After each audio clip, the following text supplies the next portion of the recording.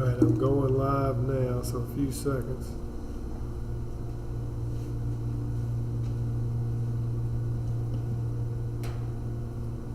Okay, you're live.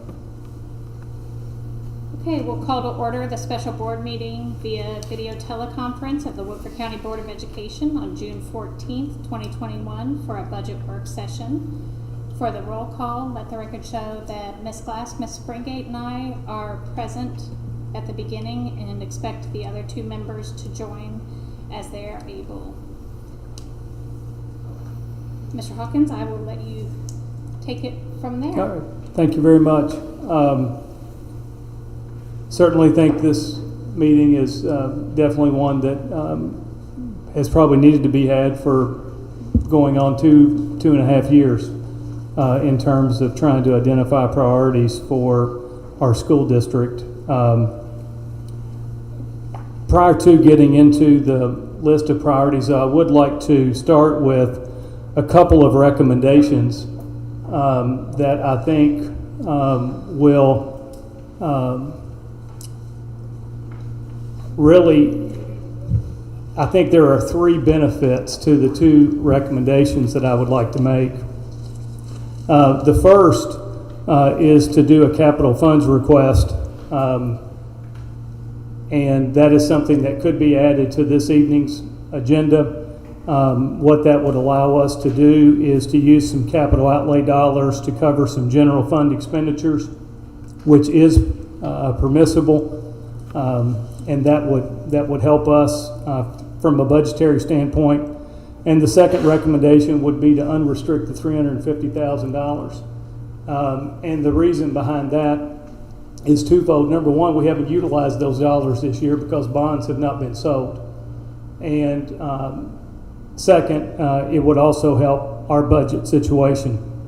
And so those two recommendations, I think, will accomplish three things. Number one, I think we've got a new superintendent coming in, and I think this would allow us to put our budget going into FY22 in the best possible position as we begin the new fiscal year.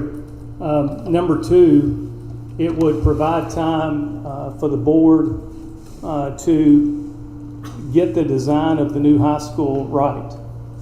There are some significant concerns with the new high school. Those were shared, many of those were shared during the advisory committee meeting back in April. And unfortunately, we have not met again since. But the design does have some significant issues.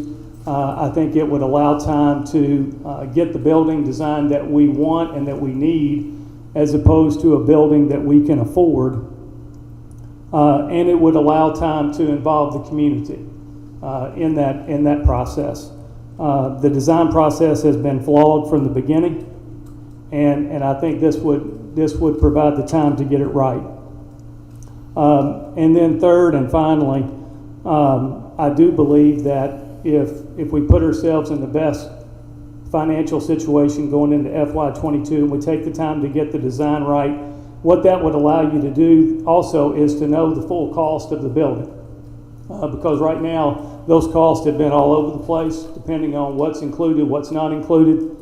And so it would allow time then to see where you are at the end of the fiscal year, to see if indeed there are general fund dollars that are surplus that could be restricted. I think we have gone about this in a little bit of a backwards way, in that typically you want to see where you are in your budget before you restrict or take on additional expenses. And we have not done that with the new high school. And so I kind of liken it to if I'm going to buy a new vehicle, I check my budget at in my family situation over several months to make sure that I can afford the payment. And I think that would be a wise thing to do moving forward with the high school. And again, do it at the end of the fiscal year to see what, if any, surplus may be available to be restricted. So again, I would make those two recommendations. The capital funds request can happen this evening if the board chooses to add it to the agenda. The unrestricting of funds could be done at next week's meeting. It could be added to the agenda. Again, those funds have not been expended because no bonds have been sold. So those would be my two recommendations and reasons for those. And then what I'd like to do is to spend a little bit of time going through. I had provided the board with a list of some priorities. And again, this is not all inclusive, but I think what this shows is, and what this does, it shows that how we are different, I guess, than other school districts. I think these are the types of things that set us apart. And not only make it a great learning environment for kids, but also a great working environment for staff. I think it's what has allowed us to attract people moving into the community. I think it's been a part of us and and the way that we help with our economic development across Woodford County. And so all of these bulleted priorities that I shared with you were in place prior to any discussion about the new high school. So they've been in place for a number of years. And these were the things that I think as a board, as a district, that we had identified as ways that we could make our school district, again, stand apart from others. And so what I'd like to do is go down through each of these bulleted priorities, and we can talk through each one of those, ask questions if you'd like, or if you want me to go down through the list and then we can take questions at the end. But the first one there is the staffing formulas that support effective teaching and learning. And this is the formulas that we developed were done in consultation with our building administrators. And that was actually done back in, I want to say, 2009. Mr. Asher can remember us having those conversations about how we could effectively staff our schools. And in talking with folks from other districts, Dr. Jones has been in other districts, and I think she would tell you that our staffing is extremely good in terms of what we provide to our schools. The second one, and this is one I think we should all be proud of, is that we have full-time art, PE, and music teachers in all of our elementary schools. And I think that goes a long way to tapping into student interest, whatever they might be, and to make sure that it is a well-rounded education that all of our students are able to receive. Can we do questions as we go? I think that might be Sure. Easier than going back at the end of all of them. How many schools in Kentucky don't have full-time art PE? How rare is that? I would say it's fairly rare. I don't know how many actually do it. I don't know that many of the districts around us have that. Typically, what they will do is just allocate a certain number of teachers, and then it becomes up to the site-based council on whether they are going to utilize those for art, PE, and music. And so we have done those as separate staffing allocations outside of the SBDM allocation. And so are they funded differently than No. the SBDM allocation? No. It's just an instruction given. We fund those outside of the SBDM classroom allocations, just like we do counselors and those types of things. Okay. The next item is curriculum coach positions, and again, this was done when we revamped our elementary staffing formulas several years ago. And really the idea behind that was when I first arrived here, you had a principal and a counselor, and that was it. And when you are trying to run a building and be an effective instructional leader, it's very difficult to manage all of that. And so we allocated a curriculum coach position to each one of our elementary schools so that they would be able then to have an additional resource there that could support our teachers. Now, some of our schools have chosen to take some of their school allocations, their school resources, and to be able to add to that position to make it an administrative dean. But everyone receives the coach position as a base. If they choose to go beyond that, then that would be a school decision, SBDM decision. When was that done? That was done, I want to say 2009 or 10. And it was done when we, again, when we revamped the staffing allocations. That was part of that process.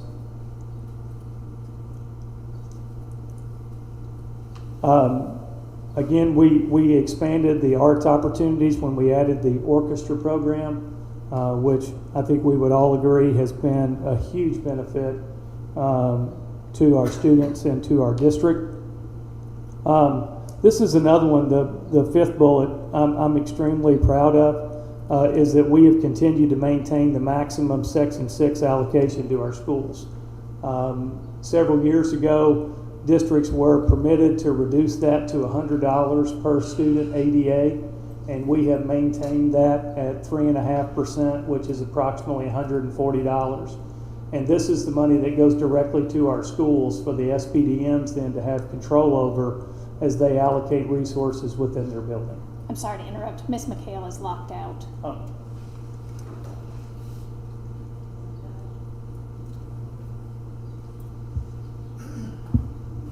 On going back to the orchestra Mm-hmm. position, undoubtedly a huge value addition to our, schools. What Mr. Marcy accomplishes is amazing. How is that one funded? That is funded out of the general fund, and it is not part of any school staffing allocation. So that is a district position. And is that unique? I don't know. I don't know if it is. I don't know how other within our districts. district.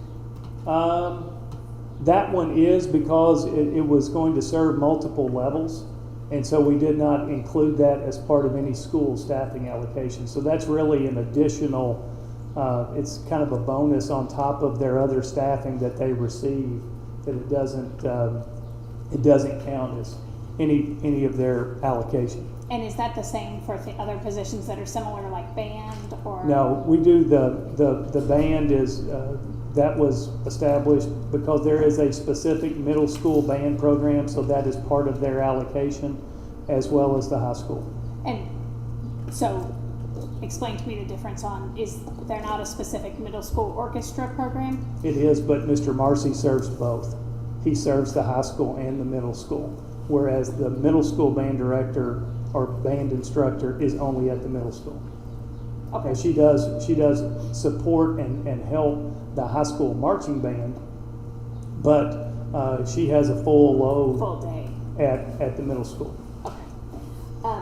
Mr. Hawkins is going over the bullet points that he identified as priorities that he sent to us. Okay. So we're on about the fifth one. So you're Right. And again, I'm extremely proud because that Section 6 money goes directly to schools. And those are funds that they are able then to expend based on their needs. And so certainly proud that we've been able to maintain that at the maximum amount. As far as gifted goes, we do fund well beyond the state dollars that we receive. Our funding for gifted actually doesn't cover one full position.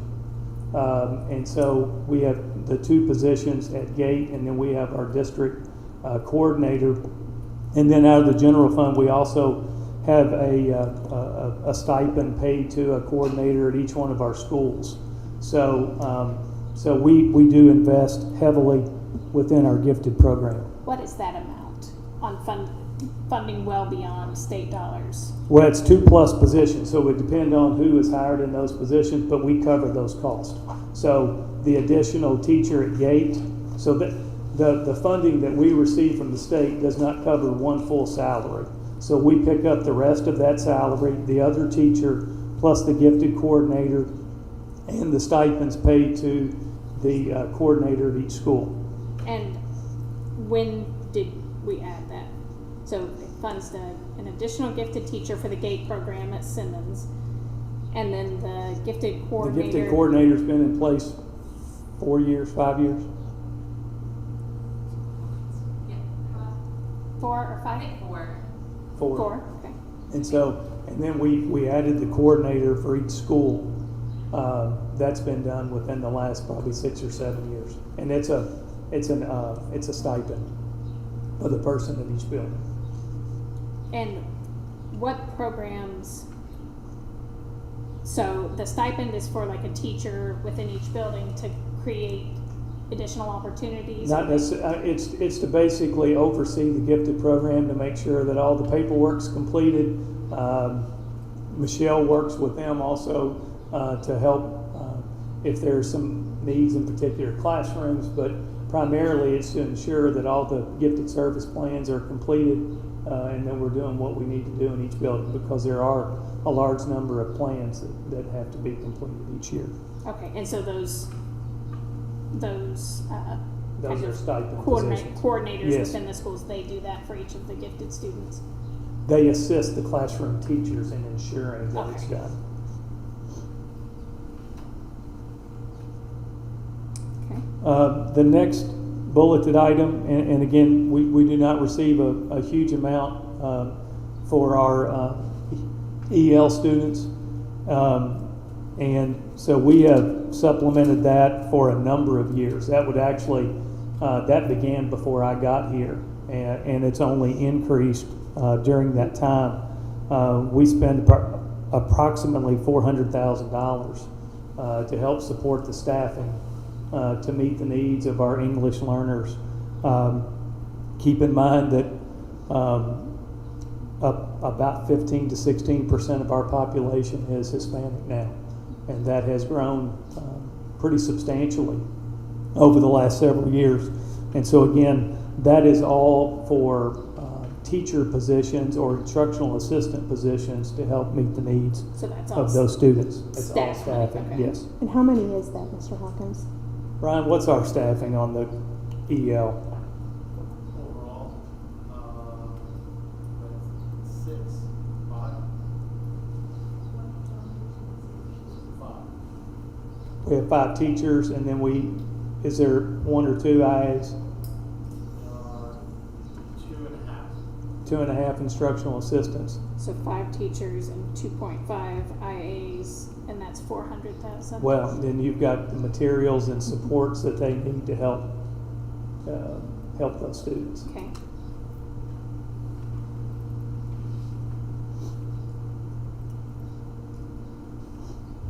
The next bulleted item, and again, this began in 2011 with 9 through 12 on the one-to-one. That started again at the high school level and is expanded now to grades 7 through 12. That's a $125,000 cost that the board allocates each year. And then I think over time, Mr. Gibson has done a great job leading this initiative with our schools, is that we basically have at least one device for every student. And that paid huge dividends this year in particular as we navigated both the in-person and the virtual learning. So again, that's been in place for about 10 years. And is that cost consistent from the beginning until now? Yeah, I mean, we have to add a little bit to that. And we do that through some of the fee collections, but because that helps cover some of those costs. But that was the initial commitment. I mean, it may need to be revisited at some point, but that's what we've tried to maintain. And again, part of that's why we went to Chromebooks too, because they are less expensive. And so, but that has been a commitment that we've made, like I said, for the last 10 years. And does that 125 include the additions that we talked about? I think there was just a price increase over the last year. Does that include that? Well, and we're going to cover that this time with some of the federal money that we got. Okay. And so that's going to That's help right. us That's right. be able to manage that a little bit better, hoping that the prices will go back down some. I don't know that they'll go back down to where they were pre-COVID. Okay, that's right. Thank you. Sorry, I forgot about that. We funded, that was out of ESSER's 2 or Gears? ESSER's 2, ESSER 2. And we did do some out of Gears, but that was more with the MiFis when we expanded those. Okay. And are those, is the Gears money gone now? Yes. Okay. The other one was the established network with the MiFi devices, and the devices themselves are not that expensive, but what we cover is the monthly service plan for each one of those devices. And so, again, we felt like that was important for us to be able to provide that access to our students. And so we did have the one-time cost of the dedicated network, but primarily our cost for that is the service plans. How did you identify those students that A needed? lot of that's done at each school. Mm-hmm. If there are specific needs, our counselors help us with that. Mm-hmm. Plus, we do a survey each year too to identify who does and who doesn't have internet access. And if it's through like a phone hotspot or if it's a wired type connection. Okay. So we're able to Online identify that. registration has those questions in it now, so if you've done that recently, you've answered it. Not yet. I'm late. Yeah. I just did. My kids will be going to school next year. First question is, do you have internet available at your home? Yes. And then you say yes, and the follow-up pops up, what kind? Yes. Okay, great. And so again, that's been huge because those things are used every day. How many do we have now? We have a total of a little over 100, but we're only, this year, even in the worst situation, obviously, we had about 80 some of those checked out on a day-to-day basis. So we have more than we need right now, and then hopefully next year, not being as home and virtual oriented, we won't need as many. And the good news is about our tiered plan approach on the service is if they're sitting with us and not being used, we don't even activate them. So there's a point where we only pay like $3 or $4 a month versus if they're being used heavily, it's $39.99 a month. So we do try to save a little bit of money just by what's out and being used versus what's not. And with the push statewide for broadband connectivity, are there any timeline estimates on when that will happen in Woodford County? No, and Judge Kay is working at the county level on some stuff to try to get some things. The biggest concern for us with lack of access is twofold. One is down at the river, because even mobile stations don't work down there. And then getting out into the county with broadband. Windstream is in the county pretty heavily, and but as far as getting MetroNet or Spectrum and others out there, that's his next push from the county. There is a program that our family resource centers are working on with me right now to inform families of. If you're of a certain income status, you can qualify for a federal grant basically for the family. We don't do anything but inform them of it. They have to fill out all the paperwork and do that. And we're hoping that several of our families take advantage of that because they can get up to $50 a month to pay for their home service through Spectrum or whomever. And then that takes us out of it and we don't have to provide them a Wi-Fi too. Okay. So. I was just going to say, when I was at the KSBA conference, right, kind of when all this was starting, and then just went to one recently, so many districts really struggled with the transition, and they were so impressed when I said, oh gosh, we already have, one-to-one devices, have had them for a while. We already kind of had the MiFi and the list of kids who didn't have internet and had been doing that for a while. So I just think the planning and the forethought to provide equity to students even before that became a big thing, to provide the devices for students even before that became a big thing, really is one of the things that sets Woodford apart. And it's absolutely just been a blessing having an administration that has that foresight and really, lets us know about these things so that we as a community can be in front of things. So thank you all. Yeah, we had 60 MiFis before the pandemic. Now, we had to buy several more, but we did have at least enough for the time being at that point. And have we ever so what year did we go 1-to-1 for our K through 6? K1 through 12 was 2 years ago, was the first year, and then this past year was K through 12. Okay, so we haven't really had them in the elementary schools long enough to kind of assess, We've had them in 2 through 12 for 3 years. but then the assessments are kind of tough on the last 18 months. I just wondered if we had any data on improvement of overall scores, but it's kind of hard to. Yeah, there's no data Right now, yeah. to look Data at. anywhere. Right. The next one, and again, I think we're probably one of the few districts that would have a full-time nurse in every building. The only exception is Safe Harbor, but our nurses do pop in over there if there are student needs. That was huge this year, but we've also seen health needs continue to grow over the last several years. So to have someone dedicated to each building has been extremely nice. The next one is an SRO in every building.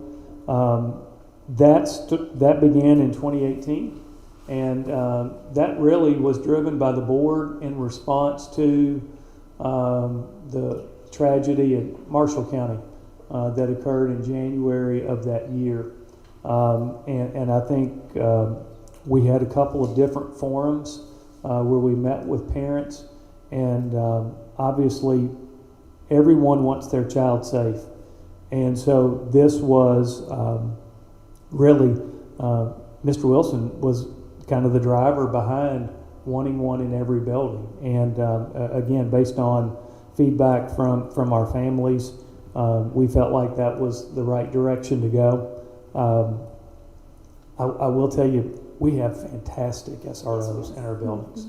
I mean, they are fantastic. And you know, we do have a partnership with the city for the middle school and the high school, but for the other buildings, and Garrett, I certainly appreciate all he did to get this up and going, because we basically had to create our own police department. And Twice. that was a long process, but he was involved with the school building principals to hire those that we hired, and they really, I mean, they have just done a fantastic job, and to see how they interact with kids is really really amazing. Absolutely agree on that, and how visible they are in the schools, and what a positive, affirmative relationship they have with the kids. It's not just that they're keeping them safe, it's that they are building a positive experience with a law enforcement officer, and just being in the schools recently and seeing the kids run up and hug them, and you're right, it is a neat thing. The next one is we have added 2 counseling social worker positions over the last several years. One of those is through our staffing formula now, so that if any other elementaries grow to a certain level, they would get an additional counselor.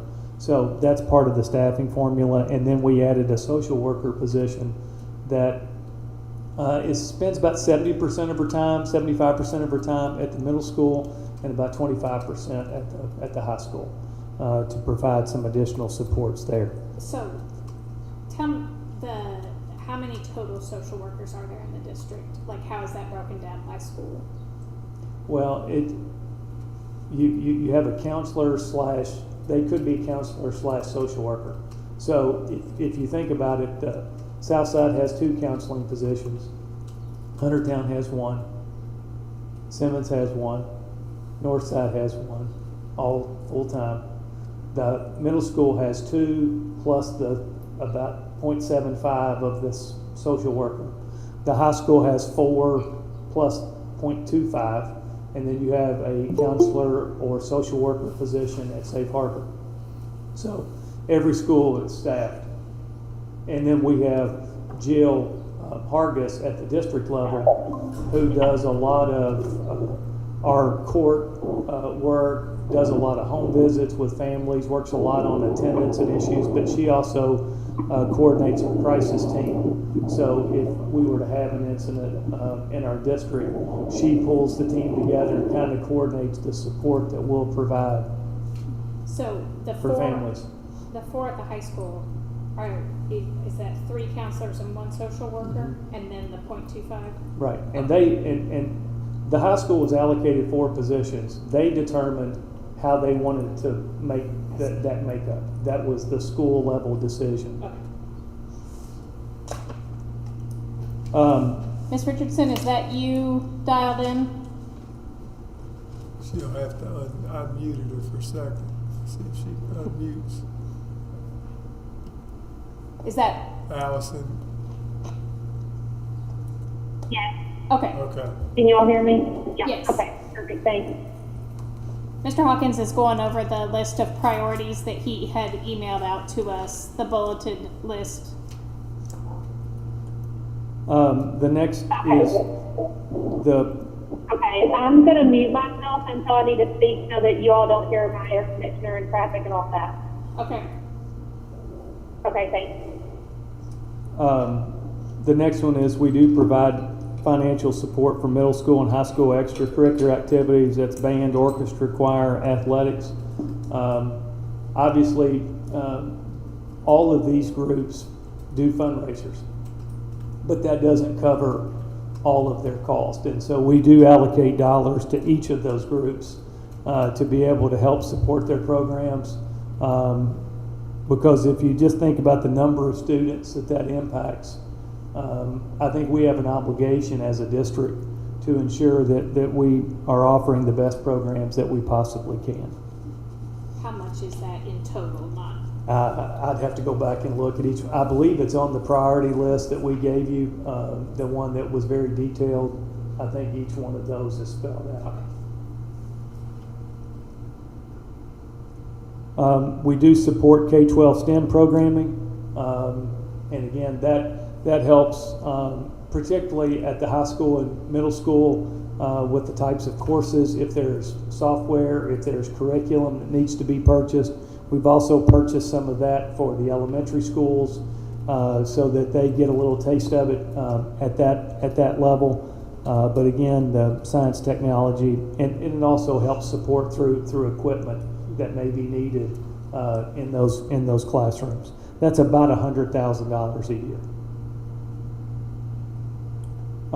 The next one, and this was done in response to staff survey 4 or 5 years ago, and I have to give all the credit to Dr. Jones, who puts this on, is the Best Practice Academy.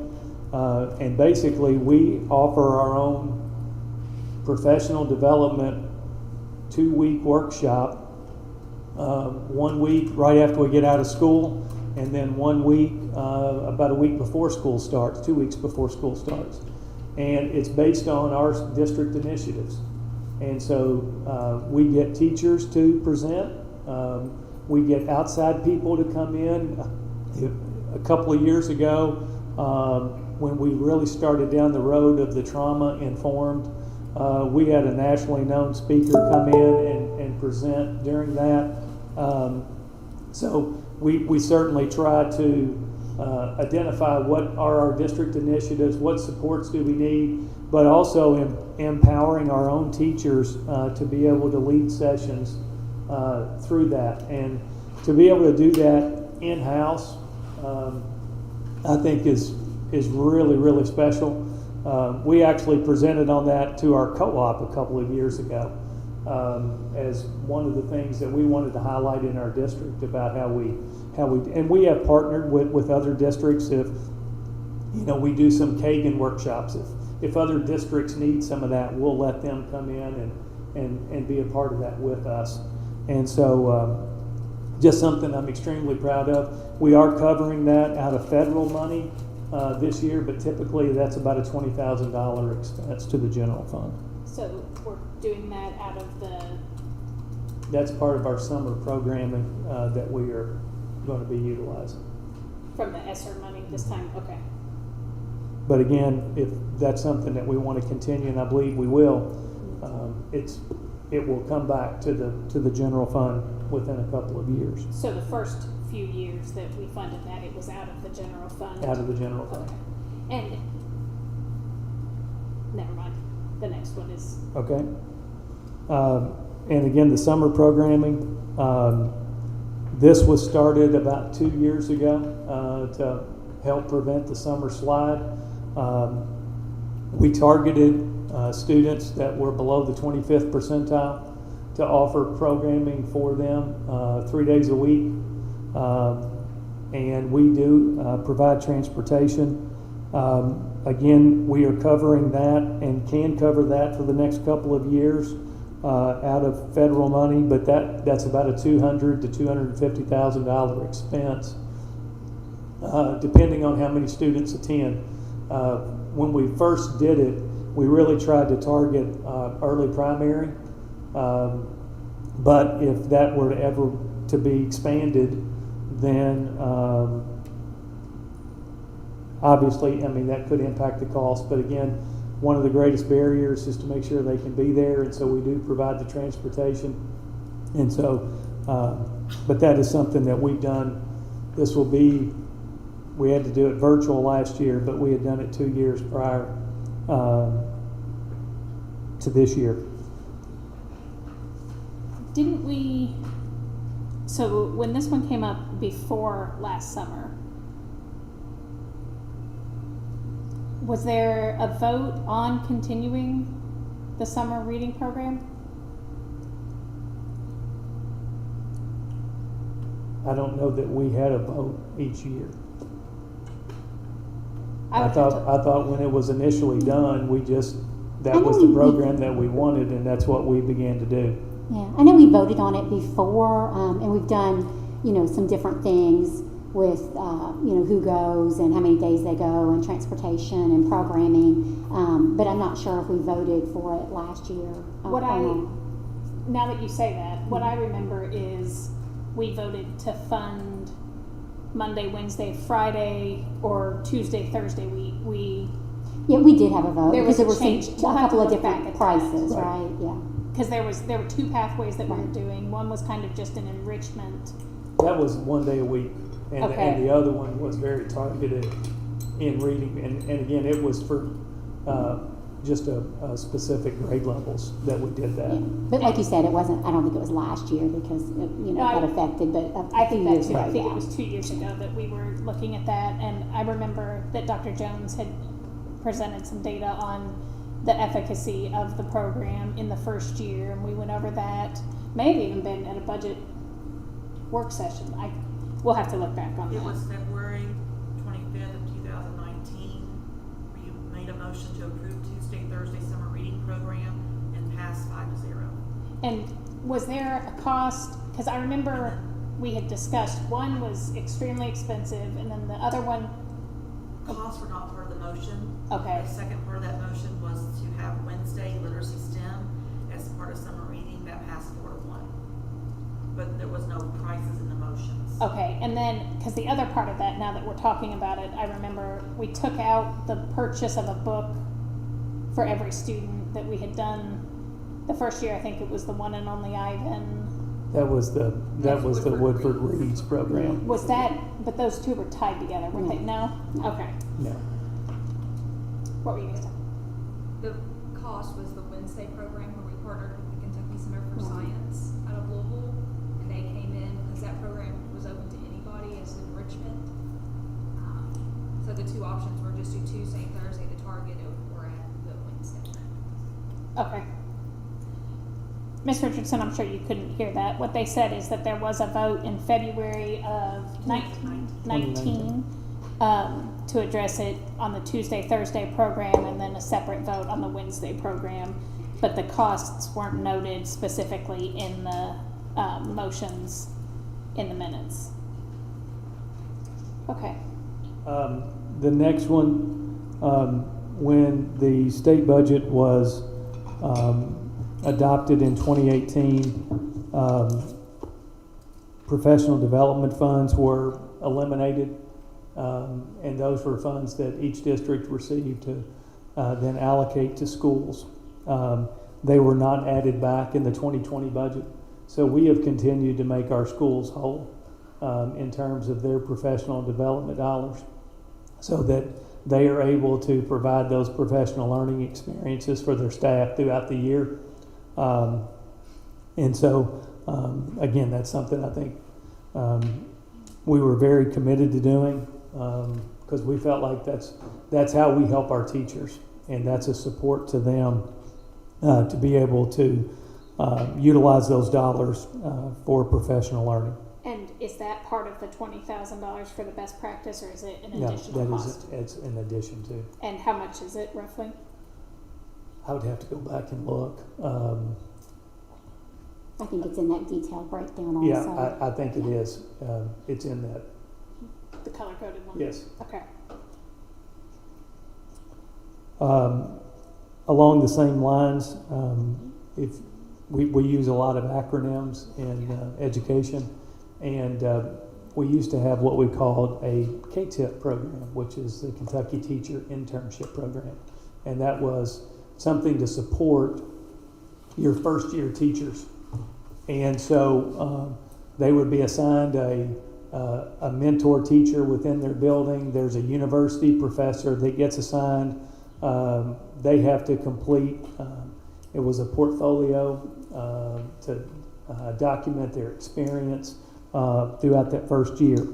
That used to be funded at the state level. That was also eliminated in the 2018 budget.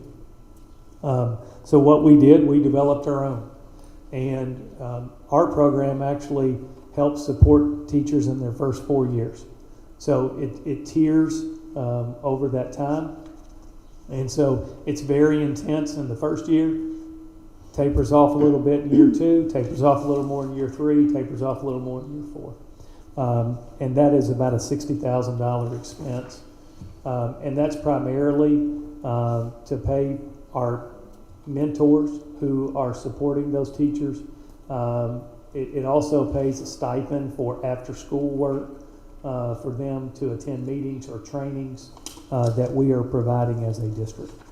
Have we seen a staff retention increase since that program was extended to 4 years and we took over? I don't know that you could say that we've either improved retention or we've lost retention. I think the thing that we have seen, and I know Mr. Wells can back this up, is we don't lose a lot of teachers because they're not happy here. We lose teachers because their spouse got a job someplace else, or they may want to go next door where they can make quite a bit more money. But in terms of the support that we provide to our teachers, I think that only allows us a better opportunity to keep people. But I don't recall ever saying in anybody's letter or anything saying anything about they didn't feel supported here. And so that one's a difficult one to put your finger on, to say, I wish I could tell you that I think we've kept people because we've provided some additional support, but I don't have any data to back that up. Okay. We have seen the increase in national board certified teachers, which is that's our goal at the end of the 4 years, is they go through that process. Okay. And I will say that our new teacher induction program was featured in the Kentucky Teacher magazine as a model after we started that. So another shout out to our district. And again, I think this is something that we've tried to do. We've had 4 across the board raises, 3 targeted increases during a 12-year period, and this is prior to the raise that we recommended for the next year. Obviously, one of those was to try to get our salary schedule much more in line where there is a yearly incremental increase. several years ago, I think prior to 2012. 2012 is when we did the big one there. We were in 4-year bands. So your salary was the same year 1, year 2, year 3, year 4. And then you got a pretty nice increase in year 5. And then it stayed the same year 5, year 6, year 7, year 8. And so what we did is that we eliminated those wider bands so that even though it may not be a huge increase, at least you are seeing some increase each year by staying in our district. And so, you know, I think that's something that we're going to have to continue to look at. We're going to have to continue to stay up with those around us, because I don't think money is the deciding factor, but it is a factor. And I think we have to be competitive, particularly with those other districts that border us in terms of our salaries. And this is not really a cost, but I think this is just kind of defines who we are, is that I think we seek out continuous improvement. And that's why we went after an advanced ed audit for our district. If you recall that back in 2019, we had them come and present, and they would, I think their words were, "We have not seen many school districts perform at this level." And so that was extremely positive. But we also did fund an equity audit, and we are continuing to go through that work now with the things that were identified there. And again, I will say this, and Dr. Banks has said this to me on multiple occasions. She would put our district up with anybody that she's worked with. Can we get better? Absolutely. And I think she has been, I think, really impressed by our school district, but also our willingness to say, we can get better in some things, and how do we go about doing that? And I know Ryan works with her quite closely, but I know she's commented that to me on multiple occasions about how she enjoys working in our district. Again, the equity action plan is in place to improve areas identified in the audit. You know, we did have some cost to that when we began the equity plan, and that was for Dr. Banks to continue to consult with us all through this past year. Now those funds will wean off. We may have a little bit of cost going into next year, but that's simply because we had to push some things back that we hope to accomplish by the end of the 2021 year that we just didn't get to. And then the last one, and this is over $2 million spent on small projects using capital outlay dollars over a 10-year period. And I say that, and that goes back to my 2 recommendations at the beginning.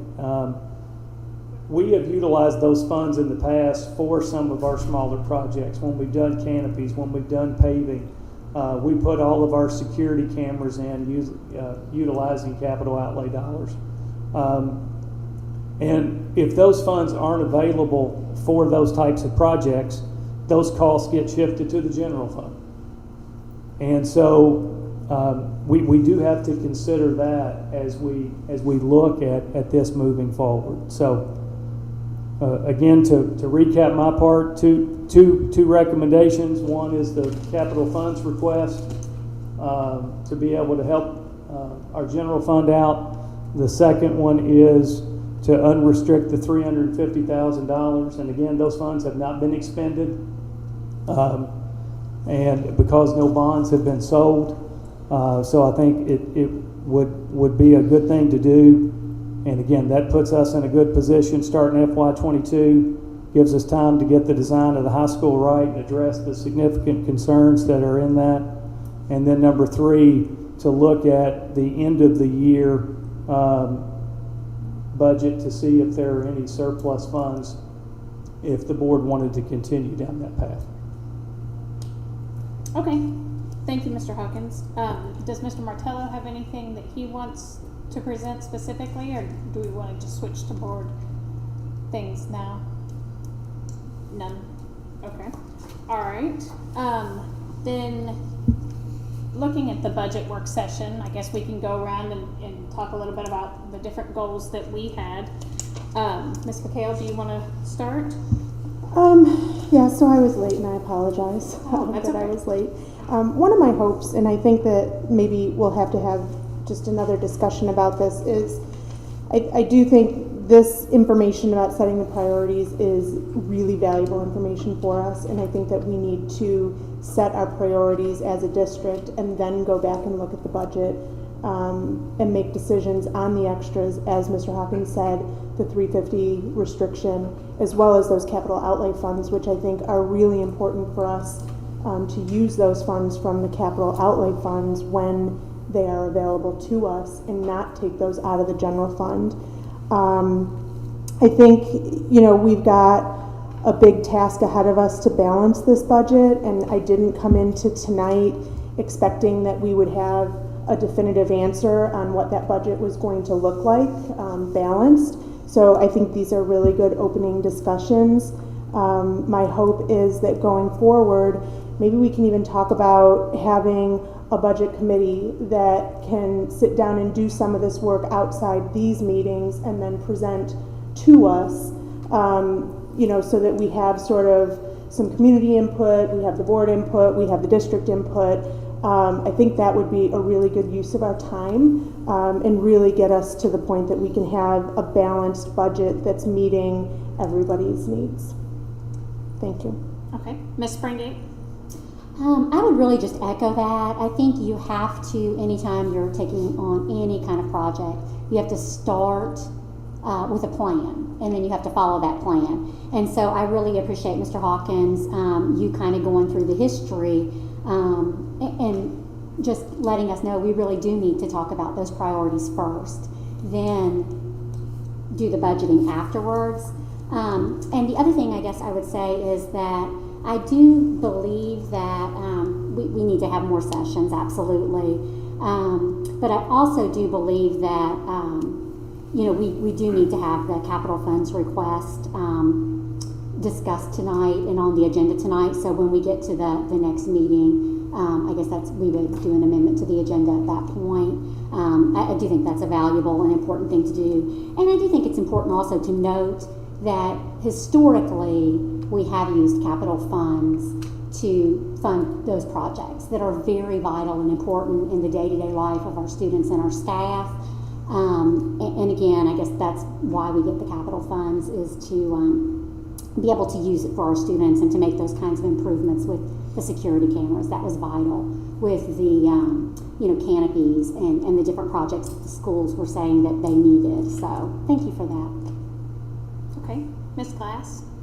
I just had a quick question. So this list of items are already included in the draft budget that we have approved thus far, right? This would just be kind of supplanting that, correct? They're kind of explanations of what's already included in the budget, and they're set priorities. Thank you, just making sure.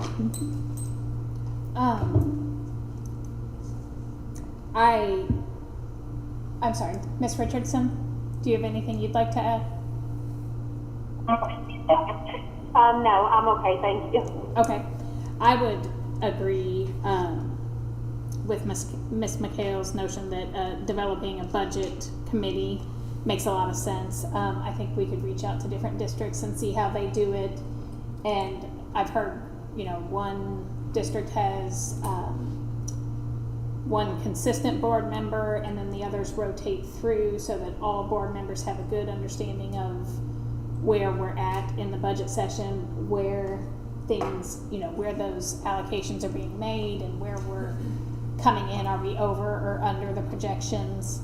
So that everybody, because school budgets are complicated for sure, and that would give all of us an opportunity to learn more than we can just going through the fund balance sheet each month and having you explain kind of the things that have stuck out or have been different within that time frame, or things that you anticipate will be different.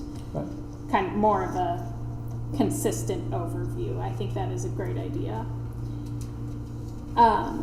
Is there anything else? The only thing that I would add to that is these are general fund priorities. And I think we all agree that we need a new high school. Does it become a general fund priority? Because if it does, then other things have to be taken off the table.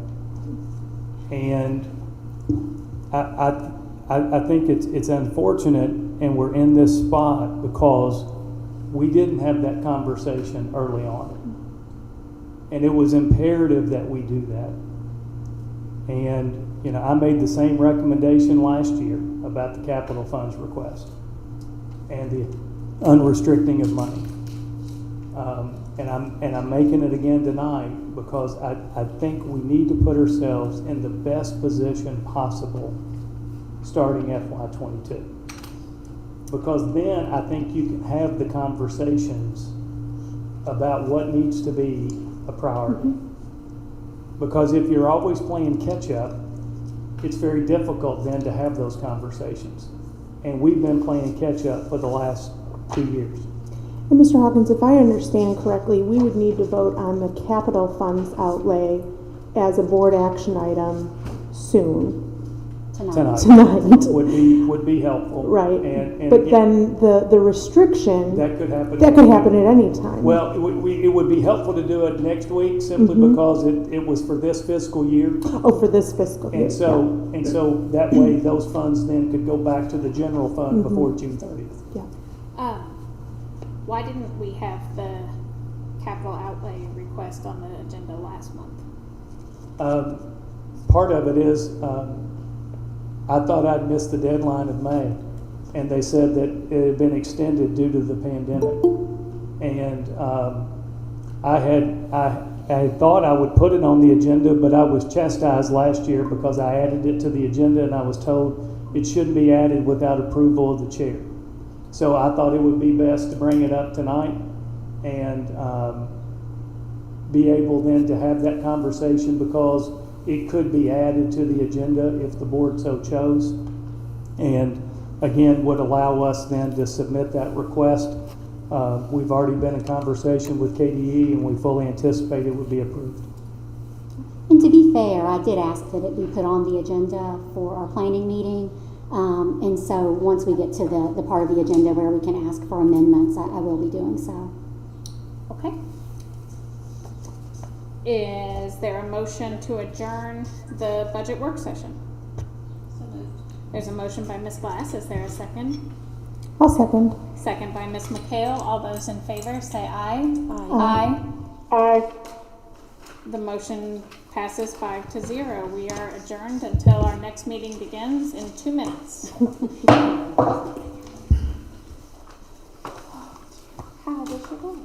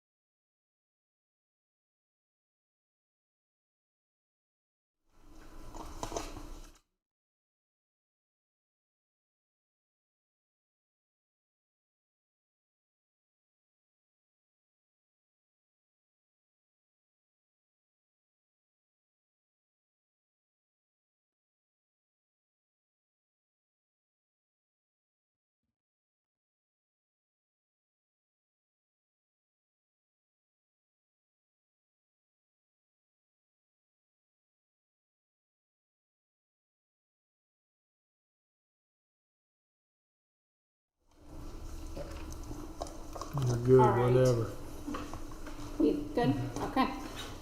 Let's call to order the planning meeting of the Woodford County Board of Education on June 14th. Let the roll call show that Ms. Springate, Ms. McHale, Ms. Glass and I are present in person, and I'm sure that Ms. Richardson is going to be joining us virtually as she's able.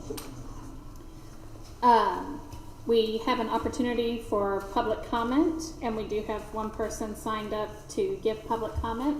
Mr. Ergang, would you like to come up and speak with us?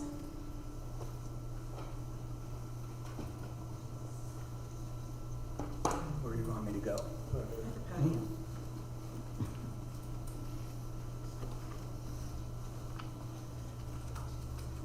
Okay, first of all, I just want to thank the board and Mr. Hawkins and Mr. Chenoweth for allowing me the opportunity to speak today. My name is Matt Ergang, and the reason I'm coming today is because I wanted to address the issue of supplemental pay for substitute teachers. One of the strong reasons that I have for that is because of the fact that I have been a substitute teacher for the last 12 years here in Woodford County, and I've dealt with a lot of situations, but one of the things that really got me this year was when Mr. Hawkins sent out his email about the good news, Team Woodford, for the contracted people getting the supplemental pay, and that kind of bothered me because the issue was, am I considered or not considered part of Team Woodford? If I am considered part of Team Woodford, then should I not have been included with the supplemental pay? I just would like to say, I typed all this out today because I'm really nervous when it comes to something like this. So, but let's see, it says, I've been trying to figure out how to shorten what I really wanted to say into 3 minutes that I am allotted. It has been a difficult time because, I'm sorry, It's okay. I have to read, because there's so much to say about this issue. I want to first address what Mr. Chenoweth, because Mr. Chenoweth got back with me about the situation and said about how he was going to suggest denying it because of how substitutes got a raise of $20 a day at the beginning of this year, and how it would affect the retired teachers that are only allowed to make so much a year. I investigated this and found out they are allowed, retired teachers are allowed to work and earn $100 a day, or 100 days a year. And as far as how it applies to me, I don't know. I worked as a long-term substitute from this year, from September to the end of the year, and I never missed a day. Started off the first 20 days getting this extra $20 a day, then moved into my actual teacher's salary. I feel that I should have been contracted back in September, because when they first contacted me, they knew that I was going to be working for the rest of the year. However, I wasn't. Let's see. However, I was. If I was, then I would have made about. If I was contracted at that time, I would have made about $3,100 more than what I actually did for the first 20 days, instead of getting what they call a $400 raise. So I actually ended up losing more. Also, by not being contracted and not being contracted for the year. Mr. Ergang, I'm sorry to interrupt. We're at 3 minutes, so if you want to close your statements, I'll give you a moment to do that. Okay. Well, I just feel quickly. that substitute teachers should receive the same pay as contracted people. They work just as hard, they do just as much, especially the long-term people such as myself. I've done just as much as my contracted peers did. So I'm sorry that I couldn't read more. Thank you. Thank you so much for your time. Okay, there's no further Public comment unless anything has been submitted? Okay, Ms. Cooper says not. We'll move on to the reports and instructional updates. Mr. Asher. Thank you. Good evening. Happy summer to everybody. I have three main things I want to talk about. Best Practice Academy, I mentioned, and as Mr. Hawkins had talked about, reinstituting that this year. I'd like to echo the credit to Dr. Jones and all the work that she put into this first round that we had here recently. June 1st through 4th, we had 16 sessions. The majority on this round were by our own staff, as Mr. Hawkins had mentioned, and we had several others, outside professionals, present as well. Overall, we had 297 attendees and 999 hours of PD awarded from just this first round. Second round will be the week of August 2nd, very, very similar in format and how that will be done, but different in the types of sessions and the presenters for that second round. So picked up right where we left off in terms of the Best Practice Academy. Summer school began last week as well. Elementary and middle school are both being held at the middle school, one hub. That is just mainly for logistic purposes and just kind of condense all those services into one spot.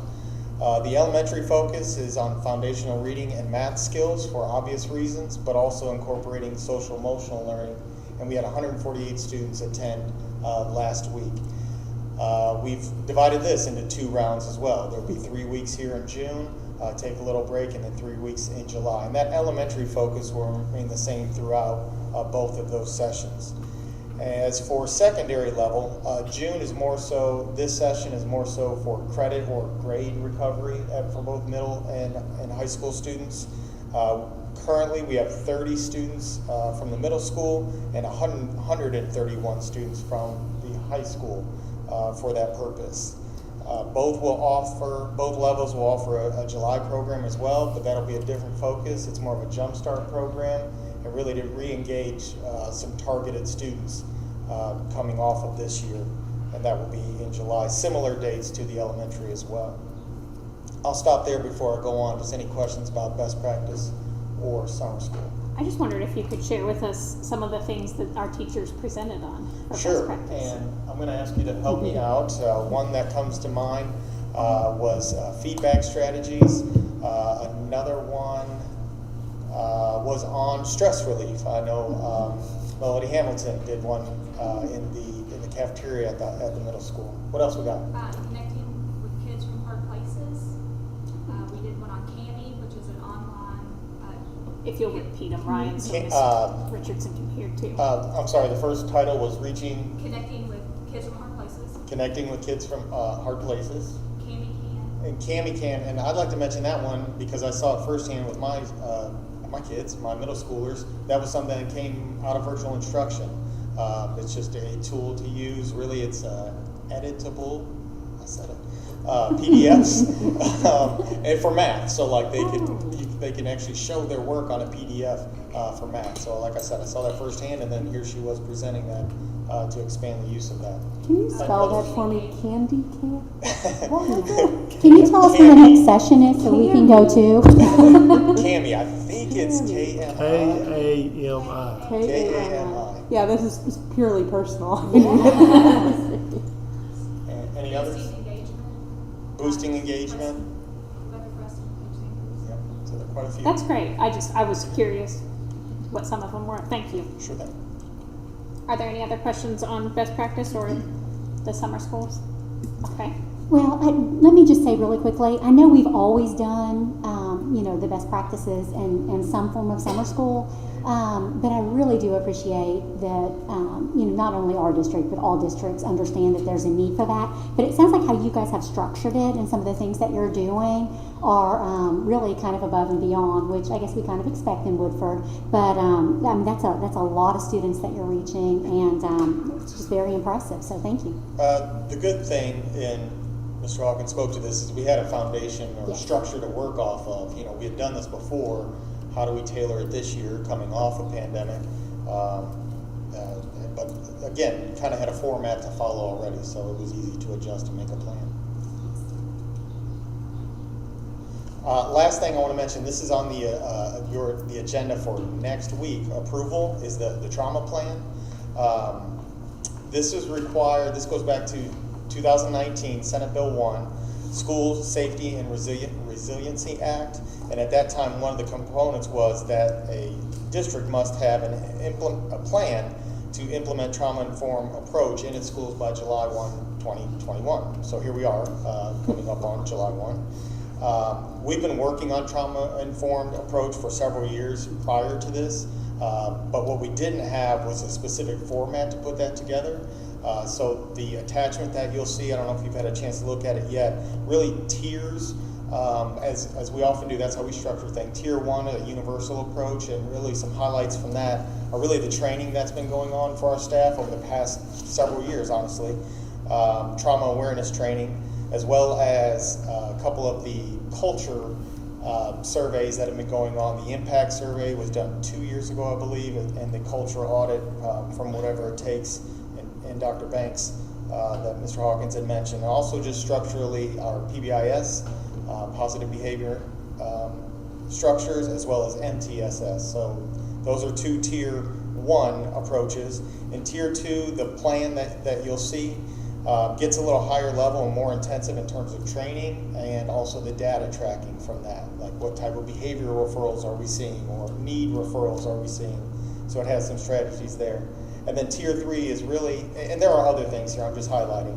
Tier 3 is all about increasing mental health options for our schools, for the students and staff for that matter, that need extra support from outside resources. So it's how can we be more consistent with that and set up an easier format and structure for schools to follow. So that will be up, like I said, up for your approval next week's meeting. Any questions on that? How much funding did the legislature allocate to fund Senate Bill 1? I wouldn't recall. Not enough.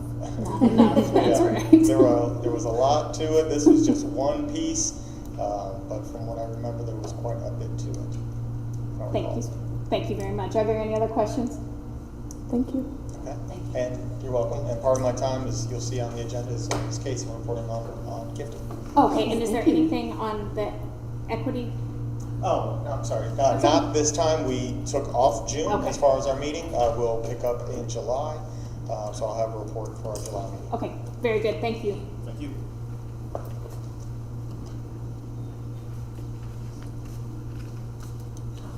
Hi, Ms. Kaysen. How are you? I'm excellent. I'm Michelle Kaysen. I'm the district coordinator for Gifted in Woodford County.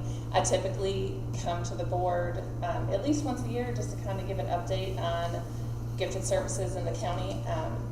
This year I was really busy keeping up with kids at home and online and trying to coordinate services and things like everybody else. So a little late in updating this year, but here to update you. Since there's a couple of new board members, we're going to go over a few basic things about gifted servicing so we have an understanding about it. That's just a list of things I'm going to talk about. You can go to the next one, Bob. We do identify this. Giftedness does not have a national definition. It's defined by states. So in the state of Kentucky, we identify in 5 distinct areas. One is general intellectual ability, which is the ability, broken very simply, to see patterns and connections between things that others do not see. In specific academic area, which is your math, language arts, science, or social studies, and creative and divergent thinking, in leadership, and then in visual and performing arts, which in the state of Kentucky includes music, dance, drama. Which one am I missing? Art, visual art. It's different by state, and I'm mired in a summer workshop. Okay, go ahead. Just a couple of things. So we do start identifying kids not as gifted, but what is the law describes as high potential learners starting in kindergarten. It can actually start in preschool, but it typically starts in kindergarten. We use different evidences to identify those kids. We cast a wide net, is the way we describe it, with primary talent. They're known as primary talent pool learners. So we used all kinds of different evidences, and then as far as what we call service options at each of the individual schools, that's controlled by the school and what that looks like. That's a bunch of terms, which I will send the definitions. I meant to send them. I will send you the definitions of what all of those mean, because there's lots of different ways that classroom teachers and schools can choose to meet the needs of their high potential learners. The number at the top, we currently have 141 high potential learners in Woodford County. And are those primarily in our elementary? K through 3. K through 3. Okay. Yep, K through 3 is primary talent pool. We did get some identified this year, but it was really challenging to get high potential learners identified this year, but we did get some identified for enrichment. So after the assessment that happens in 3rd grade, is there another option or opportunity for students to be identified as gifted? It's ongoing. There are no deadlines with gifted, so it's ongoing identification. It can happen at any time. I'm testing kids tomorrow. I'm contracted not in the summer. I mean, I work year round. If a kid is curious, or parents are curious, I don't want to miss a kid. So it's ongoing. There's not windows. A lot of districts, especially larger districts, will have windows of opportunities when they can do that. But when I arrived here, it was ongoing and without those deadlines, so I managed that year round. Okay, thank you. Yep. So grades 4 through 12 is where you have the formally identified gifted students in the state of Kentucky. Again, we have 3 different kinds of different evidences that we use in the cognitive areas. So in specific academic area, in your general intellectual ability, that does include a national norm referenced test that has to be in the 96th percentile or above. So what that means is against their national peers, they're in that top 4%. Our numbers are pretty on point. We have about 4% in most categories.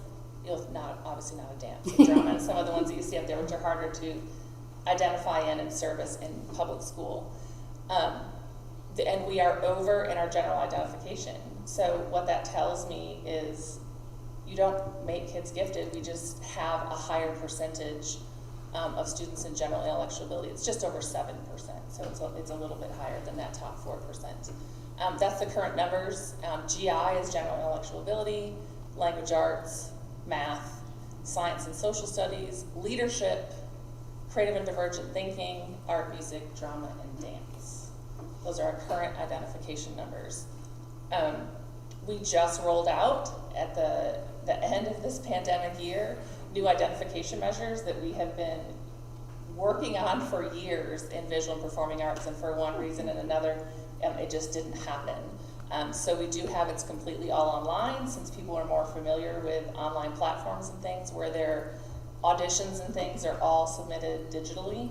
And then we have the district music teachers or the district individuals that meet and assess the auditions in addition to all of their other evidences that they submit.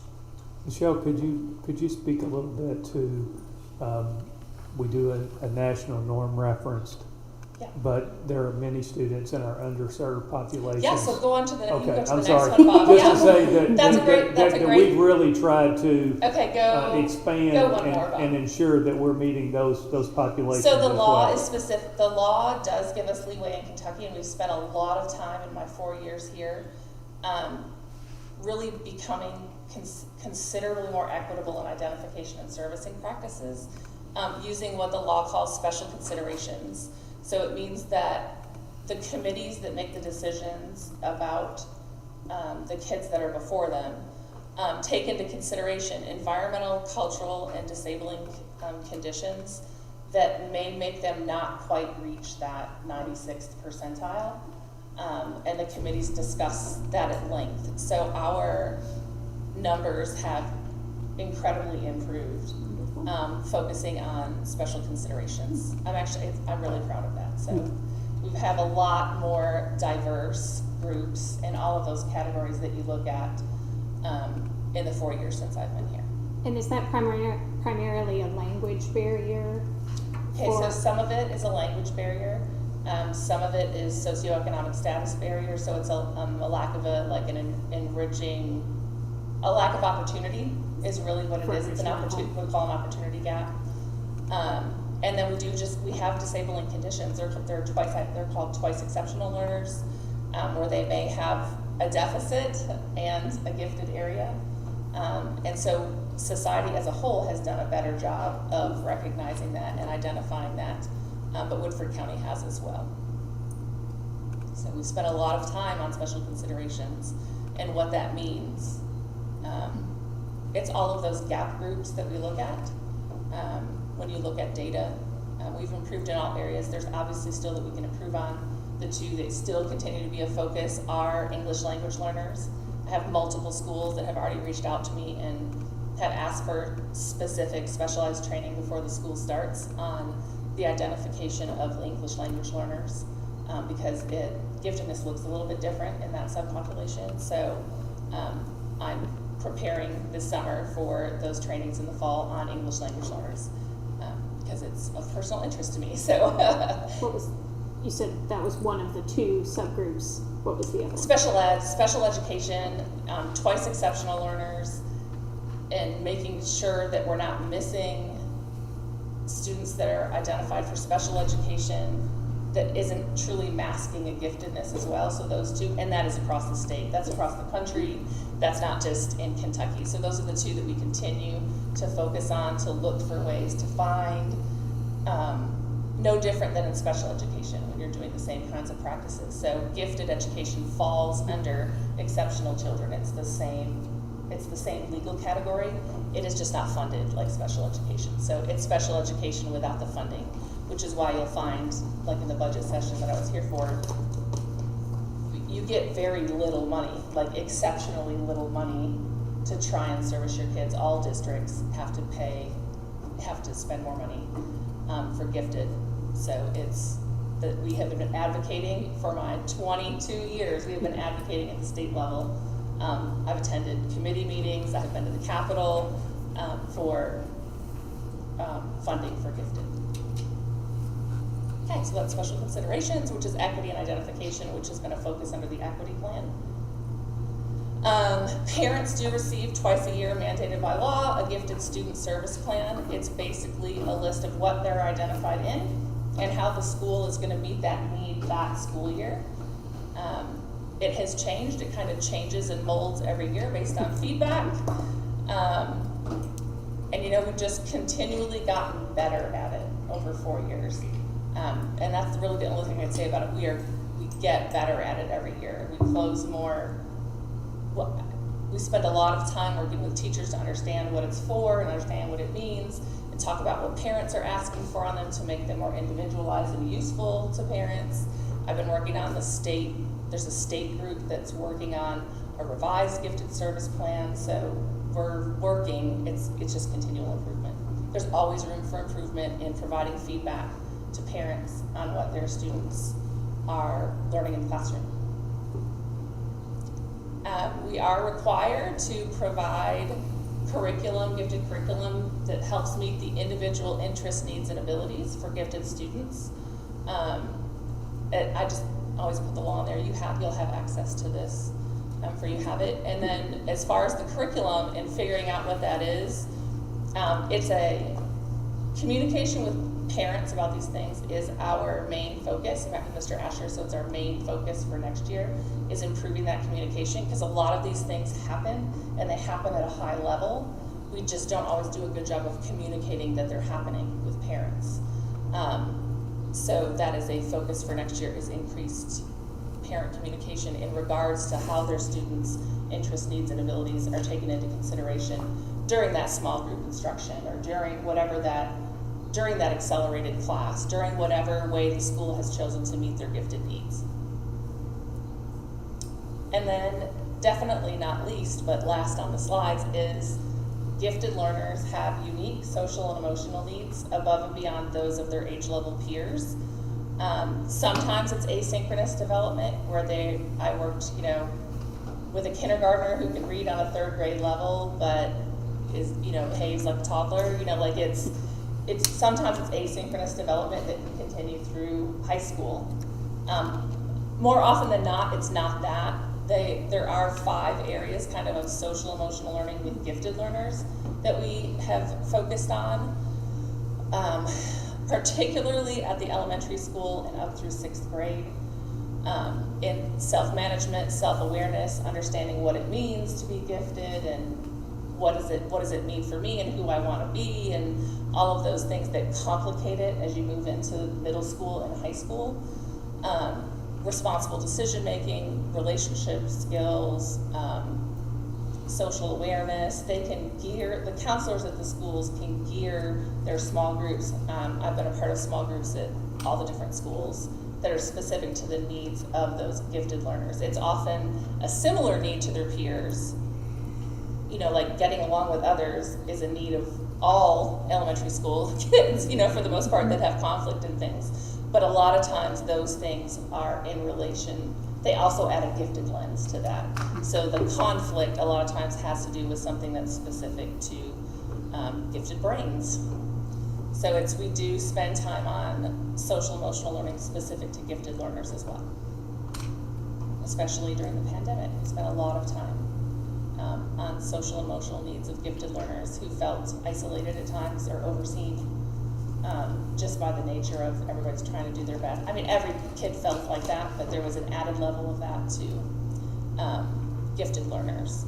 So that doesn't have a slide on there is positives coming out of the pandemic. So I'm super excited to end on that. We had some really cool opportunities since everybody is, you know, becoming more aware and using more technology, and we have amazing ways to collaborate online and have these groups that we didn't always have that are cross grade levels or cross schools or cross districts. And it was happening in pockets everywhere, impossible for me to keep up with the number of ways that teachers were able to facilitate those. I facilitated for the virtual academy. I did the virtual academy enrichment this year. So we had some super cool, just different opportunities. We based it on their interests. So in my 4th and 5th grade group, the first thing that they wanted to do was learn about comics, like comic books and writing and graphic novels. And so we found an author to work with that met with us several times. That's also an artist, and we talked to them a lot about pursuing creative endeavors, and shared his own work with them. And then from there, they wanted to learn about, because they just have so many interests. From there, they wanted to learn about rocks. So we started learning about geology, and we did some middle school geology stuff. And we ended up connecting with a scientist in England, a female scientist in England, that works on nanotechnology.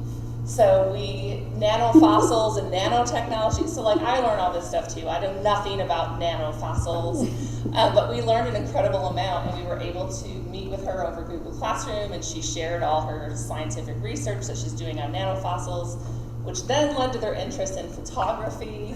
So we got into the Nikon photo contest that every year has these nano photography contests, and so we were able to, in those small groups, I have 4th and 5th graders combined from across the district in that group, and we just learned about things based on their interest. And really, they just got to be with cognitive level peers and have conversations and, just the things that they really needed during that time as far as social emotional needs. And there was flexibility in that if they had to miss 1 week because they needed extra language arts instruction, then they could pop in the next week and, see what we were doing. So we did a lot of interest. Oh, we watched the Mars rover, during the year when the Mars rover landed. So then we did this inhabiting Mars thing and learning we did all the things. We did all the things. And I know schools made huge efforts to get gifted needs met in their schools in creative ways, because a lot of times the ways that they had used in the past could not be used because they were not allowed to switch classrooms or work in small groups. And so there was just a lot of parameters that made meeting their needs difficult this year, and the teachers across the district were just amazing. The staff, they were amazing at doing whatever they could, reaching out to me constantly to ask for ideas and connections and resources. And I really, in 20 plus years, have never experienced something like that. Just the need, there's only one. I was like, there's only one of me, and I'm already not sleeping. Do the best that we can. But the need is there. The number one thing that they that parents and students, when we ask them, is they wish that they had a gifted teacher at their school. They wish they had a person at their school that was dedicated to meeting their needs.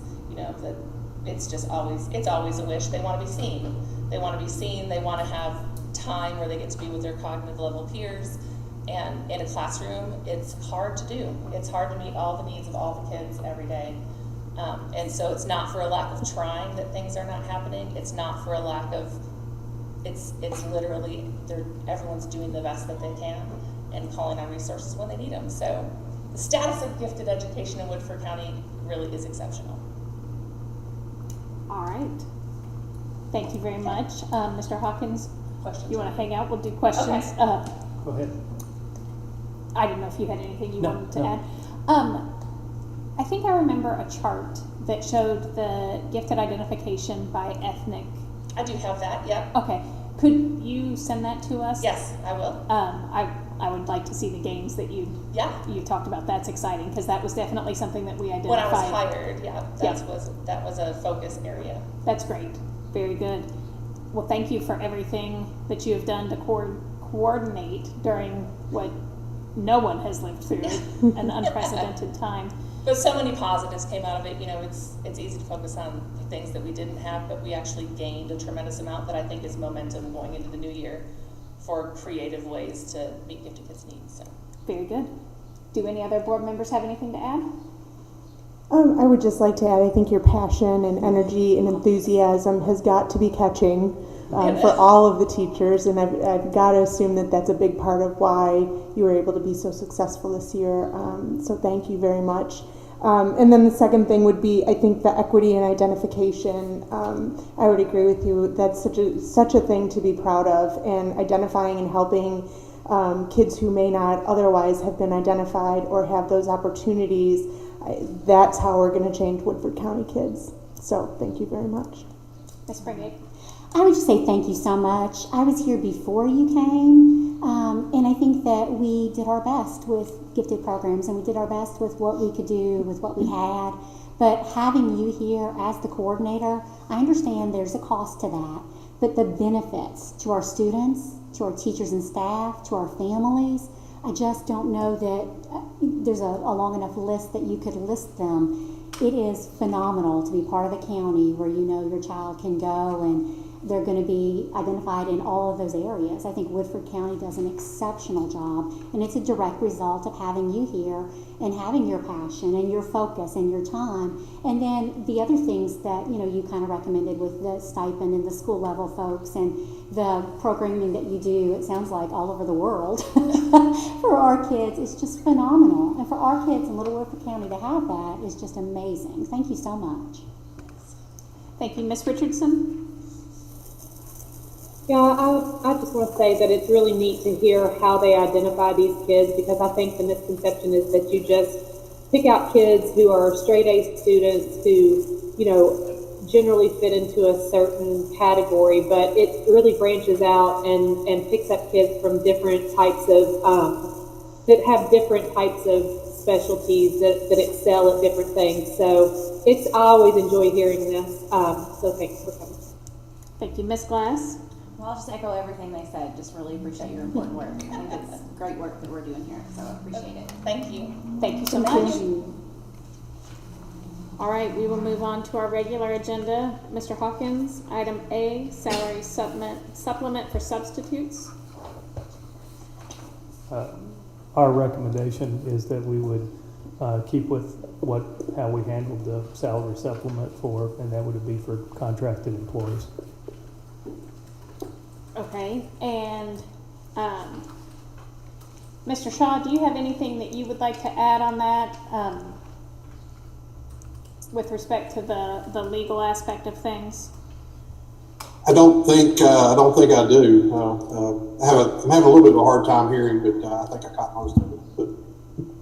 But. Okay, I'll move the microphone up. Is there a motion to approve salary supplements for substitute teachers? So moved. There's a motion by Ms. Springate. Is there a second? Hearing none, the motion dies for a lack of second. Item B, the creation of positions. We had shared with you that we had asked each one of our schools to develop a learning recovery plan for the 21-22 school year. And so each school has done so. And with that, there are some position requests. These will all be covered through the ESSER 2 funds. That was part of the spending plan. If you remember, we had allocated, I believe it was about $800,000 for these learning recovery plans for our schools. And so those funds would cover these positions. And you can see that the high school has a half-time math interventionist, full-time substitute teacher, and the middle school is also asking for a full-time substitute teacher. In some ways, that's going to allow us to pilot to see how that works, to see if that would be something that we may want to consider, or you may want to consider moving forward. The middle school also has a special education teacher. Huntertown has a math interventionist and a half-time instructional assistant. Northside math interventionist, Simmons math interventionist, and Southside math interventionist.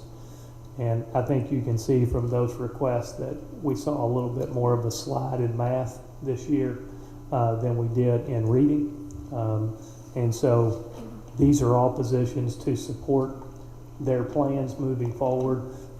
We are asking for this tonight so that they can go ahead and move quickly on getting those positions posted and filled. So. Okay. Is there a motion to approve the creation of the positions as identified by Mr. Hawkins? So moved. There's a motion by Ms. Springate. Is there a second? I'll second. There's a second by Ms. Glass. For discussion, Mr. Hawkins, can you tell us, so because this is tied to the ESSER 2 funds, is there any specific contract language for these employees that show that this is just a one?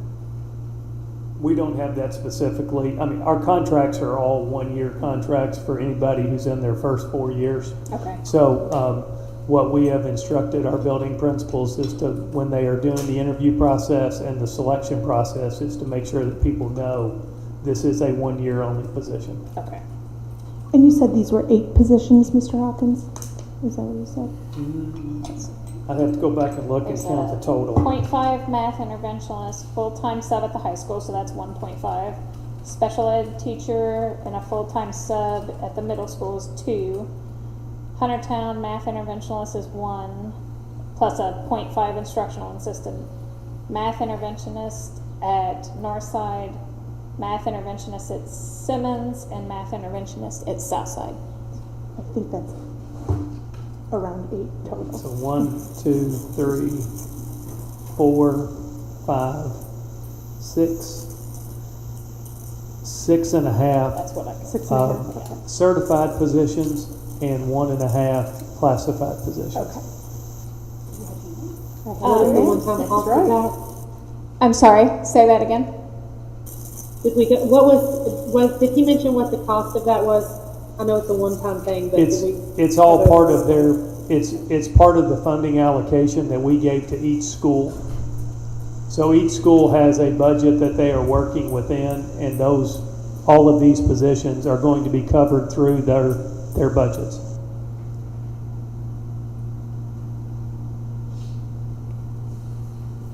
Did you catch that, Ms. Richardson?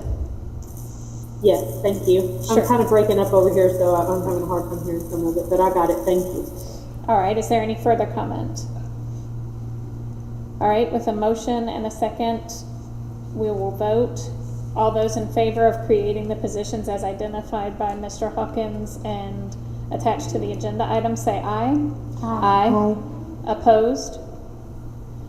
The motion carries 5-0.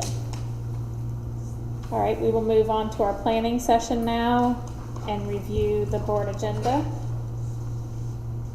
And the first item would be Mr. Martello and the treasurer's report. By the way, we did get notification today from KDE that we cannot use ESSER 2 funds to supplement the daycare program. Okay, because that is a voluntary program. okay. So, Thank you for asking on that. Can I ask you a quick question? Where would we do the proposed amendments to the agenda? So there's not a spot on the planning meeting. There is a spot on the regular meeting. Right, and so that's before Mr. Martell's report. Would it be appropriate if I made a motion at this time before he does his report? She was asking you, Mr. Hawkins. I think that would be appropriate if they wish to add an agenda item for this evening. I believe my understanding is from Grant that if 3 board members voted in favor of that it could be added to the agenda. Yes. Does that sound right? I think Mr. Shaw was going to weigh in there. Does that sound correct? That sounds correct. If that's what Grant recommended, I'm sure it's correct. Okay. Then I guess go ahead, Ms. Frangate. Thank you.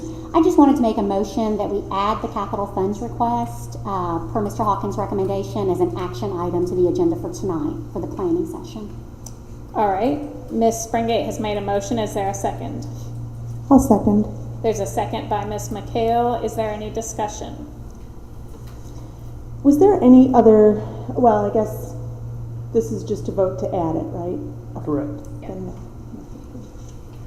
All right. Then all those, I'm sorry, this is again, like Ms. McHale said, this is just a vote to add or not add the agenda item. Is there any other discussion on this? All right. All those in favor of adding this as an agenda item, say aye. Aye. Aye. Opposed? Nay. Nay. All right, the motion fails 3-2. We will move on to Mr. Martello's treasurer's report.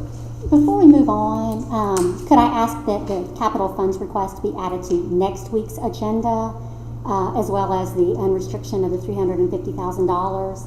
I don't know that that requires a vote or any special action. I'm just merely asking that Ms. Cooper place that on the agenda. I think Mr. Hawkins had advised that today was the cutoff for the capital funds request. Mr. Hawkins, is that something you could speak with KDE about getting an extension on? It sounds like they're being very flexible with the pandemic and all those kinds of things. I'll check tomorrow. Sure. Thank you. Good evening. Good evening. Before I get started on the treasurer's report for May, there's 4 things I'd like to highlight, just kind of to speak positively in terms of our team and some of the things that we've been doing. Number 1, we received, when I first came on board, Mr. Gibson was very proactive to try to take advantage of a last mile internet initiative to the tune of $18,000. And so existing expenditures that we already had, that's not even other duties as assigned. He took the initiative and got with me when that grant first came out, and it's helping to offset some of the MiFi costs that we spoke to earlier today. So things that we already had, existing expenditures with the pandemic, and he went out and found that grant or saw that grant come across, and a number of the districts didn't even take advantage of it across the state. So that's a great thing that Mr. Gibson took the lead on, and it worked with me as well as my office to try to recoup some of those funds. So that's a good thing that's reflected on, that has been reflected in terms of, for the most part, in terms of the balances that bring you tonight. Something else that he did is there was a digital literacy grant as well for the tune of $4,500. That's offsetting some of the 2 of those staff members as well. And so, again, that's something that we didn't have to apply for, but he took the initiative and got with me the first time that we came on. So that was a good thing. A third highlight is we are going to a different time clock system, and so my staff has been working real hard, as well as Mr. Wells' staff of Miss Cassie Bicknell, and so in my group, Michelle Wright and Anita Mize. And so unfortunately we had to go to a different time clock system because the one that we had, it was a legacy system and it's going away. They're not servicing anymore. So it's a reduction in an increased cost that we otherwise would have to have. And so it's been a big initiative that my team has taken on, and as well as Mr. Wells, as I mentioned. And so we're hoping to go live July 1. Fingers crossed, and Mr. Gibson's group is also doing that as well, because with any time clock system, you have to have a punch clock, and so he's having to install those new ones at all the schools. So, or he and his team. So that's a third item, and as well as the fourth item, the one-time pay supplement has gone to staff, or at least let me say this: the individuals that get paid on the 15th. That happens will happen tomorrow, and so we heard positive feedback on that initiative, but the heavy lifting was done by my payroll team, and so I need to speak publicly and praise those efforts, because there's a reason that we brought it forth to you on May 10th, because it's not just the push of a button to process that. So that was a big effort by the group. So anyway, just wanted to mention those highlights before I get into the three items that we normally do: the cash by funds, the monthly summary, as well as the balance sheet. So, thank you for sharing those with us. You're welcome. Thank you. It's always nice to have a good news report. Yes. That's wonderful. Thank you. Yes. So going down, I'll just, like I always do the cash by funds. The general fund, you'll see the month of June, you'll see, and you can see it's about a $10.8 million balance when you look at the ending balance. Next month, you'll see the larger amount of payroll that will hit. Since we're a school district and our fiscal year ends June 30th, we have to have that July payroll or payrolls that will hit in the month of June. So the balance will go down more than usual in the general fund for the month of June. But you see there we're at 10.8 at the end of May. Special revenue fund, you can see the balance of $419,000. You know, as these ESSER 2 expenditures start to hit, you'll see the expenditure on the front end 1 month, and you may see the revenue come back. You know, as we start to see these large amounts for ESSER 2, and then in turn ESSER 3 for Fund 2. And Mr. Martello, just a quick question on that. That's a reimbursement and not a, okay, and that's why you see the expense first and then you get the reimbursement. Yes, ma'am. That's why we always want to be, as a side note, not cash, where we have enough to float, you know, some of those expenditures. We always want to have some in the bank to cover that, offset that. Got it. Especially with these dollars. Okay. Capital outlay, skipping down, you can see the balance of the $724,000. And then building fund, we've had all of the building fund expenditures. We've had all the building funds expenditures with the exception of the one that will hit due July 1, the large debt payment that's due July 1, but I have to pay it in June. So just as an FYI, that's coming up here in the next couple of days. Skipping down to the debt service fund, you can see that the offset between the building fund and the debt service, that transfers happened for the debt payments that we already had. So you can see that the transfer happened to get us caught up through the month of May. That's why the debt service fund has a zero balance, which is what we want to have at the end of the day. The other items are very similar in terms of month-to-month activity. Again, at the top right-hand corner, the CARES money has been spoken for. The only outstanding is, again, the private school dollars that are going to be spent, as well as the GEARS has pretty much been spoken for. And then the one-to-one device, it's a similar balance from the previous month. Any questions on the cash by fund balance report? I have one question on the CARES money. I know that we had kind of assumed that all would go toward the cleaning, the additional spraying and cleaning. Did that end up using up all of it? It was a percentage that on the CARES piece, a lot of it was PPE. The shields, the masks, the nursing supplies, medical cards. Cleaning was a percentage of it, but so many different other things. Technology, I actually have a list that I had to compile. We are going to be monitored in the near future. We were randomly selected, and so I can provide that to Mr. Hawkins on what exactly those items were spent on. Yeah, we spent the vast majority of the money up front before school ever started. And did we have any excess PPE? Is that something that was returnable, or you just kind of? I don't know about the main thing that would potentially be returnable, if possible, is masks. And I don't know what, if they take those back or Yeah. not. You don't know if it's a full refund. I honestly, I haven't seen a mask order come across in a Now, we ordered those pretty long back time. last summer, Yes. before we ever got started. I do have a question. So on this capital outlay fund, Yes, ma'am. we have $700 and almost $25,000, so $750,000 in the capital outlay fund. Yes, ma'am. Okay, and this is the fund that Mr. Hawkins, you were kind of talking about utilizing for different purchases. What kinds of things were you thinking we would utilize that for? It's right at $453,000, and that was for to cover the purchases of our buses, for some property insurance cost, and also for some technology cost.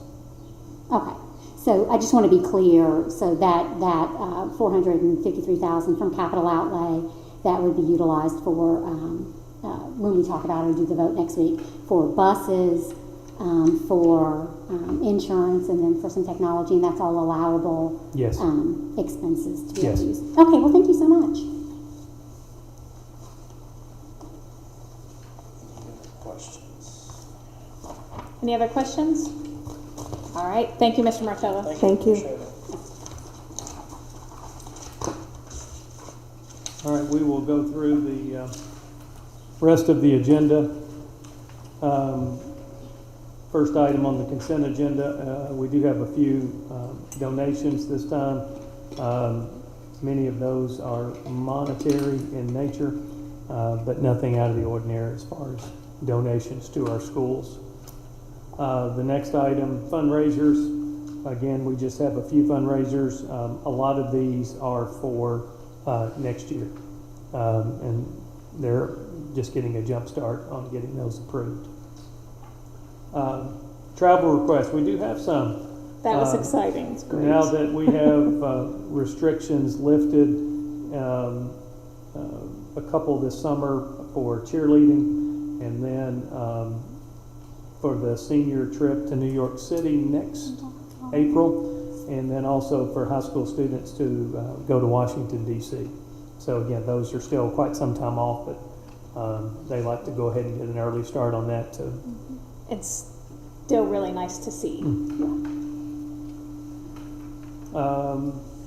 We do have one grant request, and our FFA is going to be applying for a grant to help do some things out in their barn. So we would ask for your approval on that. Item E is to escrow the CAT's third offer that we received for FY21. I'm sorry. Can you tell Miss Michaela and Miss Glass a little bit about that? That's one of those, we have so many different acronyms. Right. CATS is technology dollars that we receive, but you can only receive those if you match. And so that's one of our budgetary items each year. I think we do 95,000, and then that allows us then to receive assistance from the state that we can combine with that 95,000 to be able to support technology needs all across the district. Great. Item F, and this is to approve representatives for the admissions and release committees and 504 committees that we have. These are typically done by position as opposed to name, so that way if anybody changes, we are approving who can lead those committees. And then item G, we do have 5 hardship applications that we would ask for you to approve. Any questions on any items on the consent agenda? All right, on the regular meeting, item A is the notification of personnel matters. That's everything that's happened since the May board meeting. Item B is to accept notification of payment of bills. Item C, we do have one meeting on May 7th that would be a separate approval. And then the meeting minutes for the 10th, 17th, 18th, 19th, 24th, 25th would all be approved in one motion. As Mr. Asher alluded to earlier, item E is the district trauma informed plan that we would ask for you to approve. Item F is renewal for our cyber insurance. What was I saw that it's a little bit different than last year. What was that change? The main change is that if it is something that could be considered an oversight on our part, that it would not be covered. Okay. So this is more about, you know, if we get hacked, if we get the ransomware type things, cyber insurance typically helps cover those types of events. So with that change, something like what happened last year, would that be covered? No, Okay. it would not. That's where we have to make sure that we have good systems in place. And I know Mr. Martello has made some adjustments to how those things are done now. Is that just an industry standard? My understanding is yes. Yes, the industry has been hit so hard that they really scrutinized. We were one of many, unfortunately, and so the whole industry has been scrutinized, and so that there's an increase on the premium this year, but it was twofold. We could have gotten the additional coverage for an even higher premium, but it was pretty significant. It wasn't. We felt that it wasn't cost effective to do that. So a little bit of an increase. So we're welcoming to that after having that. So yes. Thank you very much. Thank you. Item G is the bond of depository, and this is standard that we have to do for the bank that we will be utilizing. Then I'll skip over H. Item I is the master agreement with Stockyards Bank. Our bid was with Kentucky Bank, and Stockyards acquired them. And so this is the agreement that with the new bank. So they were willing to allow us to continue utilizing them, because that's another big changeover too when you change banks. So, but that is the agreement. Mr. Martello is working with Mr. Chenoweth on that agreement. Revised Treasurer's Fidelity Bond. Last month you approved the Treasurer's Fidelity Bond for $300,000. Mr. Martello went to enter that, and now we have to have one for $400,000 instead of $300,000. So it is a slight increase, but it's a requirement based on the size of our budget, and so that's why you're seeing that one again. And I believe that's all for the regular agenda. All right. And just one thing that I wanted to mention, we do the consent agenda every month, and I know I've said it maybe only once since you guys have joined the board, but if at any time there's something that you would like removed from the consent agenda and voted on separately, that is completely acceptable. You can just request that at any meeting. There's nothing specific that I'm thinking of that for tonight. Just generally, if there's ever something that you would like reviewed, pulled out, and voted on separately, you can just ask for that at the proposed amendments to the agenda section. Okay. There are no discussion items. Is there a need for an executive session? No, ma'am. All right. Is there a motion to adjourn? So moved. There's a motion by Ms. McHale. Is there a second? A second. Second by Ms. Glass. All those in favor say aye. Aye. Aye. The motion carries 5-0. Thank you all.